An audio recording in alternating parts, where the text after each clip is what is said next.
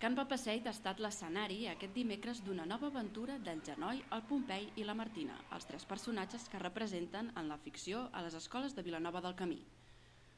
La història ha estat escrita per l'alumnat de tercer de primària de les escoles Joan Maragall, Pompeu Fabra i Marta Mata dins el projecte del conte col·laboratiu.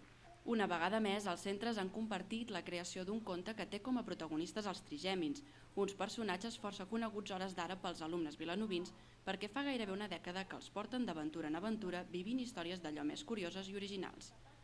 La culminació del treball és la narració en públic, que ha anat a càrrec de la contista Mònica Torra, que ha fet de les delícies dels petits i grans amb una interpretació molt divertida i plena d'expressivitat del conte titulat A la recerca de la Martina, una aventura plena de misteri. Tenien molt clar que havia de sortir una part aquí que ningú s'esperés i el tema de la màquina de fer hologrames no sé d'on la van treure, potser perquè són nens que llegeixen i clar, evidentment hi ha tota una part imaginativa que la posen, no, sobre la taula i va ser xulo, jo ho vaig trobar molt original i la vam fer servir. El misteri és un gènere que tira molt, el que passarà, l'enredar-ho tot, que aquest també és el perill a vegades que ho volen enredar abans d'hora o continuar-ho enredant al final i els has de dir en algun moment això ha d'avançar o ha d'acabar.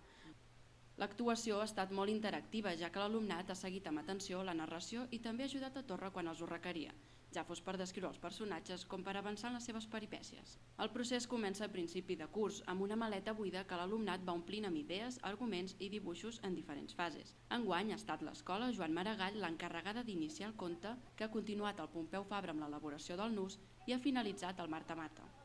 Nosaltres, doncs, clar, com que no sabíem la part final, sí que estàvem molt encuriosits en saber aquesta part, no? I llavors sí, ja feia dies que estàvem neguitosos i aquesta part, doncs a veure què passarà. I avui ha estat el gran dia que ja l'hem descobert i ens ha agradat molt.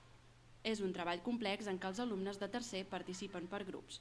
Les mestres es mostren satisfetes de l'experiència viscuda durant el curs. Veus els nens contents, aprenen vocabulari nou, perquè a vegades comencen a descriure, sobretot la primera part, que és més descriptiva, com és el personatge, com és el lloc, i llavors comencen, i com es diu això? I podem buscar una altra paraula, i comencen a veure diccionaris, ordinadors, no? A veure paraules sinònimes, antònimes, no? És molt gratificant. Els responsables dels centres educatius han lliurat diferents obsequis als diferents col·laboradors del projecte.